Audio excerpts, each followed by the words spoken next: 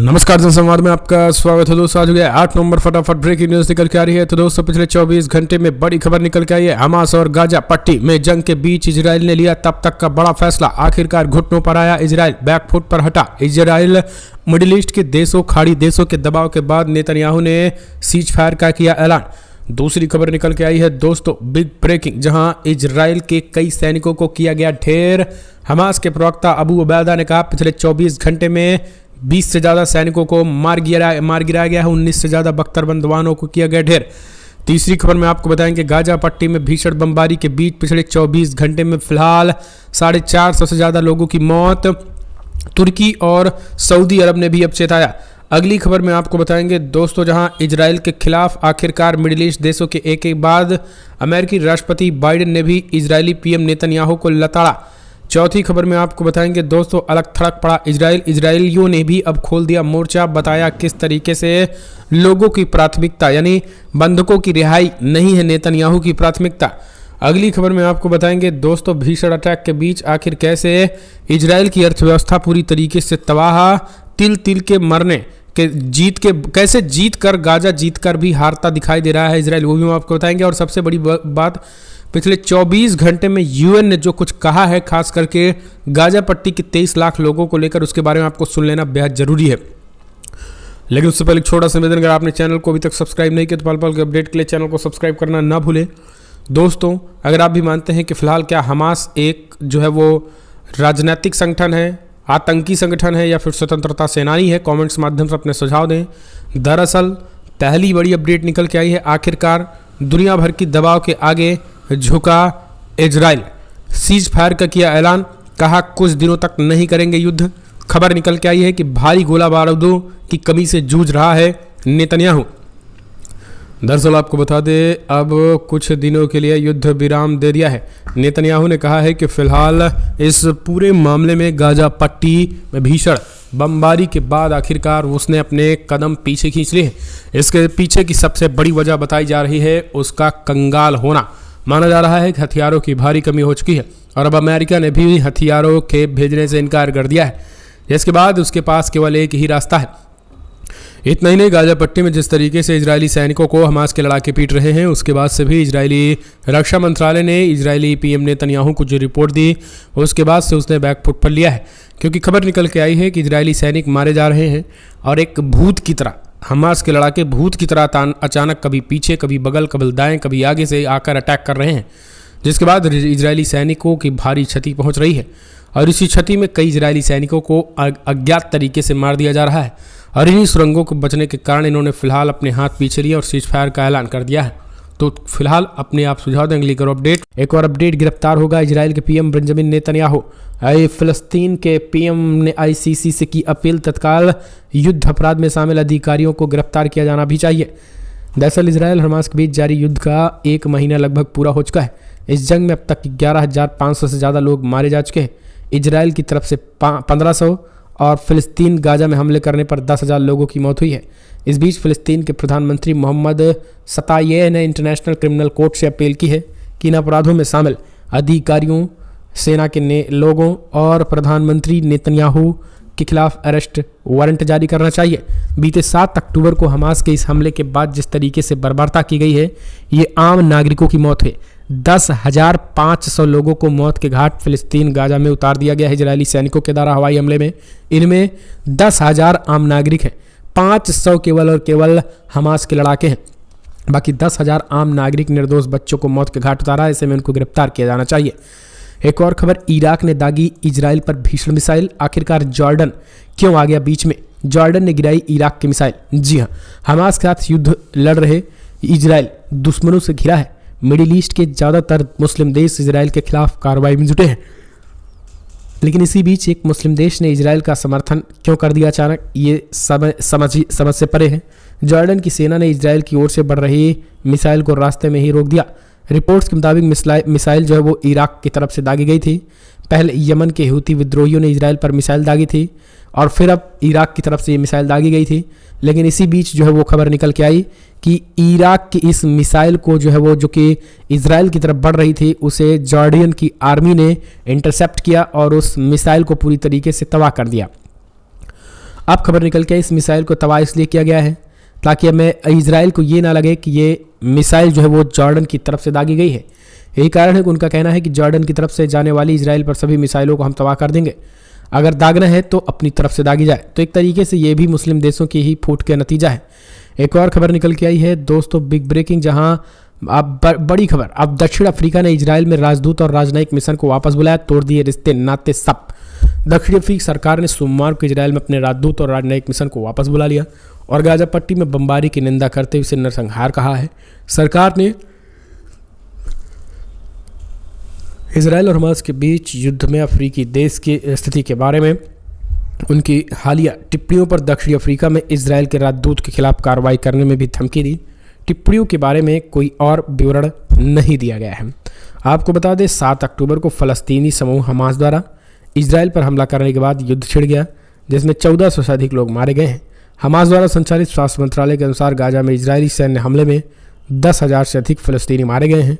राष्ट्रपति मंत्री खुदम्जो नवासी ने कहा है कि दक्षिणी अफ्रीका सरकार ने परामर्श के लिए तेल अवीव में अपने सभी राजनयिकों को वापस बुलाने का फैसला किया है और सीधे तौर पर रिश्ते तोड़ने की बात की और दूतावास को बंद करने की बात कही है। एक और भी खबर निकल के आई है दोस्तों, अगली बिग ब्रेकिंग, जहां इजराइल और हमास जंग के बीच पीएम मोदी की ईरानी राष्ट्रपति से बातचीत के बीच रईसी का बड़ा बयान, बोले भारत पूरी ताकत लगाकर इस युद्ध को रुकवाए। इजराइल हमास जंग को 1 महीना पूरा हो चुका है। इसी बीच प्रधानमंत्री नरेंद्र मोदी ईरान के राष्ट्रपति इब्राहिम रईसी से बातचीत की। पीएम मोदी से फोन पर बातचीत के बाद फिलहाल राष्ट्रपति रईसी ने बड़ा बयान दिया है। राष्ट्रपति रईसी ने कहा कि हम चाहते हैं कि इस युद्ध को किसी भी तरीके से जल्द रोका जाए। अगर भारत की तरफ से कोई कदम उठाया जाता है तो वो सराहनीय होगा और भारत भी इस युद्ध को रुकवाने के लिए कोई भी ताकत लगा सकता है। एक और खबर निकल के आई है दोस्तों, बड़ी खबर, संयुक्त राष्ट्र प्रमुख ने कहा आतंकी हमला कर रहा है इजराइल, बच्चों के लिए कब्रिस्तान बना रहा है, ये किसी भी कीमत पर बर्दाश्त नहीं है। हमास सरकार ने कहा है कि इजरायली बलों की गोलीबारी के बाद फिलिस्तीनी क्षेत्रों में विदेशियों और दोहरे नागरिकों को निकालने की अनुमति देने के लिए गाजा पट्टी और मिस्र के बीच राफा सीमा को सोमवार को फिर से खोल दिया गया है। घिरे हमास द्वारा संचालित फिलिस्तीनी क्षेत्रों में स्वास्थ्य मंत्रालय ने सोमवार का गाजा पट्टी में बड़े इजरायली हमलों से रात भर में 200 अधिक लोग मारे गए हैं। मंत्रालय ने बयान में कहा है कि रात भर हुए नरसंहार में कथित तौर पर 2000 से अधिक लोग शहीद थे। उन्होंने कहा है कि मरने वालों की संख्या केवल गाजा शहर और उत्तरी शहर को प्रभावित करती है। इसके अलावा एक हॉस्पिटल में कहा गया है कि गाजा पट्टी के केंद्र में रात भर आतंकी हमलों में मारे गए 58 लोगों के शवों को दीर अल बलाह शहर में मुख्य हॉस्पिटल में ले जाया गया है। तो सीधे तौर पर उन्होंने कहा है कि इतना ही नहीं, गाजा पट्टी में जो हमले हो इसको तत्काल इजरायल रोके, वरना इसके खिलाफ दुनिया भर के तमाम देशों को एक्शन लेने की जरूरत है। एक और भी खबर, अब इजरायलियों का फूटा गुस्सा, कहा अगर बंधकों को वापस नहीं लाया तो ये कोई इजराइल की जीत नहीं। जी हाँ दोस्तों, दरअसल आपको बता दें इजराइल इतने दिन से अटैक कर रहा है, लेकिन इन सब के पीछे की सबसे प्रमुख बड़ी बात यह है कि अगर इजराइल अपने बंधकों को वापस नहीं छुड़ा पाता है तो इजरायली सेना और इजराइल की सरकार के लिए सबसे बड़ी नाकामी होगी। क्योंकि आपको देखें तो भावनात्मक माहौल पर गाजा में एनब्लेप में बंधकों और लापता व्यक्तियों के सैकड़ों परिवार के सदस्य सोमवार को कैसेट भवन पहुंचे और निर्वाचित अधिकारियों से अपने प्रियजनों की वापसी के बारे में जवाब मांगा।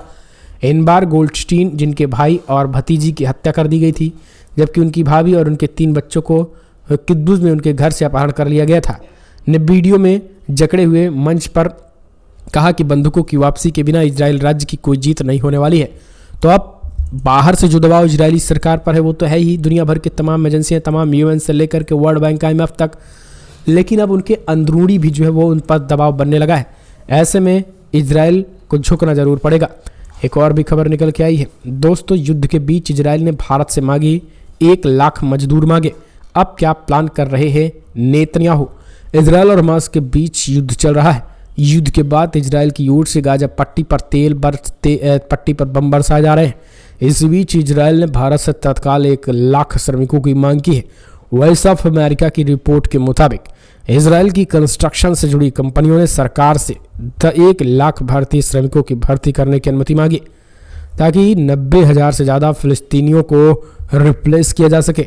7 अक्टूबर को हमास की ओर से हमले के बाद फिलिस्तीनियों का काम करने का परमिट रद्द कर दिया गया है। इजराइल में निर्माण से जुड़ी कंपनियों में पारंपरिक तौर पर फ़लस्तीनी श्रमिक काम करते रहते हैं। 7 अक्टूबर को हुए हमले के बाद इन लोगों को काम से हटा दिया गया। इसी कारण अब इजराइल में निर्माण के सभी काम पूरी तरीके से ठप हो चुके हैं और यही कारण है कि अब जो है वो मांगा जा रहा है इन श्रमिकों को भारत की तरफ से। इजराइल में निर्माण में जुटी कंपनियां पारंपरिक तौर पर उन्हीं फ़िलिस्तीनी श्रमिकों को काम के लिए लेती थी। तो अब भारत की तरफ से इजराइल बिल्डर्स एसोसिएशन से जुड़े लोगों ने कहा है कि हम 50,000 से 1 लाख भारतीय मजदूरों को लाने के लिए सरकार से बातचीत कर रहे हैं। हमास के हमले के बाद कई फ़िलिस्तीनी जो भी तक इजराइल में काम कर रहे थे उनके सामने मुश्किलें खड़ी हो गई हैं। एक और खबर निकल के आई है, 1,70,000 अफगान शरणार्थियों को पाकिस्तान ने भेजा वापस। तोरखम बॉर्डर पर लोगों का लगा रहा तांता। पाकिस्तान में गैरकानूनी तरीके से रहने वाले अफगानिस्तान के शरणार्थियों की मुश्किलें बढ़ गई हैं। पाकिस्तान ने एक बार फिर से 70,000 अफगान शरणार्थियों को वापस पाकिस्तान भेज दिया है। सीमा अधिकारियों ने बताया कि रविवार को तोरखम बॉर्डर के जरिए अफगान नागरिकों को बाहर किया गया है। इस समय तोरखम बॉर्डर पर अफगान शरणार्थियों की भीड़ देखी जा रही है। अब तक वापस अफगानिस्तान भेजे गए लोगों की कुल संख्या 1,70,000 तक पहुंच गई है। एक और खबर भी निकल के आई है दोस्तों, संयुक्त राष्ट्र के नेताओं ने कहा बहुत हो गया, इजराइल का हुक्का पानी बंद करने की तैयारी। संयुक्त राष्ट्र एजेंसी के नेताओं ने कहा है कि अब इजराइल का ये तांडव, इजराइल की बर्बरता बहुत हो गया, कहते हुए गाजा के लगभग 1 महीने से चल रहे युद्ध को तत्काल मानवीय संघर्ष विराम की मांग की, क्योंकि एनक्लेव में स्वास्थ्य अधिकारियों ने कहा कि इजरायली हमलों में मरने वालों की संख्या 10,000 को पार हो गई है। इजरायल ने युद्ध विराम के लिए बढ़ते अंतर्राष्ट्रीय दबाव को खारिज करते हुए कहा है 7 अक्टूबर को दक्षिण इजरायल में हमास लड़ाकों द्वारा किए गए हमलों के दौरान बंधक बनाए गए लोगों को पहले रिहा किया जाना चाहिए। यानी वो पहले रिहाई मांगते हैं, जबकि हमास के लड़ाकों का स्पष्ट कहना है कि पहले फ़िलिस्तीनी जो बड़े पैमाने पर गाजा पट्टी इजराइल की जेलों में बंद हैं उन फ़िलिस्तीनियों को छोड़ा जाए। संयुक्त राष्ट्र प्रमुखों ने एक संयुक्त बयान में कहा है कि पूरी आबादी को घेर लिया गया है और हमला किया जा रहा है। जीवित रहने के लिए आवश्यक चीज़ों तक पहुंच से वंचित कर दिया गया है। उनके घरों, आश्रयों, हॉस्पिटलों, पूजा स्थलों पर बमबारी की जा रही है। ये अस्वीकार है। सीधे तौर पर ये चीज़ें जो है वो अब संयुक्त राष्ट्र के नेताओं ने कहा है। ऐसे में IMF से लेकर वर्ल्ड बैंक तक इजराइल को पूरे तरीके से फंडिंग बंद करने की बात कही। उन्होंने कहा कि हुक्का पानी इजराइल का बंद होना चाहिए। तमाम तरीके के प्रतिबंध लगाने की भी तैयारी इजराइल पर चल रही है। एक और भी खबर निकल के आई है दोस्तों, इराकी प्रतिरोध बल ने निकाली फतेह 110 बैलिस्टिक मिसाइल। जी हाँ, बड़ी अपडेट, जहां लेबनान भेजा गया है। लेबनान के उत्तरी छोर पे तैनात, क्या इजराइल में मचेगी तबाही। दरअसल आपको बता दें, इराकी प्रतिरोध बलों ने आखिरकार अपनी पहली बार जो है वो 110 बैलिस्टिक मिसाइल का इस्तेमाल किया गया है। हिजबुल्लाह के शस्त्रागार में ये मिसाइलें देखी गई हैं। कल हिजबुल्लाह ने एक वीडियो जारी किया है जिसमें उन्होंने अपने मिसाइल के जकीरों को दिखाया, जिसके बाद पूरी दुनिया हैरान रही और इजराइल के भी होश उड़ गए। अगर वो मिसाइलें इजराइल पर बरसने लगे तो फिर आयरन डोम के बाप भी नहीं रोक सकते। और यही कारण है कि इराकी प्रतिरोध बलों ने पहली बार 110 बैलिस्टिक मिसाइल का इस्तेमाल किया जो हिजबुल्लाह के शस्त्रागार में भी है। ये वो मिसाइलें हैं जो इजरायली सेना को पूरी तरीके से डराती हैं। आपको बता दें, इराकी प्रतिरोध बलों ने 110 बैलिस्टिक मिसाइल का इस्तेमाल किया है और अब ये लेबनान के उत्तरी में तैनात कर दिया गया है, जिससे इजराइल की शहरों पर अगर बरसती हैं तो एक साथ हजारों लोग साफ हो जाएंगे। इतनी खूंखार ये फतेह मिसाइल है। एक और खबर निकल के आई है दोस्तों, जहां इजरायली सेना ने उत्तरी गाजा से काटा संपर्क। बिजली, पानी से लेकर हर चीज़ पूरी तरीके से अलग। सेना कर रही है मार्च। इजरायली सेना ने उत्तरी गाजा को घिरे हुए शेष क्षेत्रों के अलग कर दिया है और वो सोमवार रात भर तीव्र हवाई हमलों से उस पर हमला किया। गाजा शहर के घने इलाकों में घुसने की उम्मीद थी और महीने भर पुराने युद्ध को भी खूनी दौर शुरू हो गया है। आपको बता दें, अब जो है वो हमास द्वारा संचालित गाजा में स्वास्थ्य मंत्रालय ने सोमवार को कहा है कि फ़लस्तीन में मरने वालों की संख्या पहले ही 10,000 से अधिक हो गई है।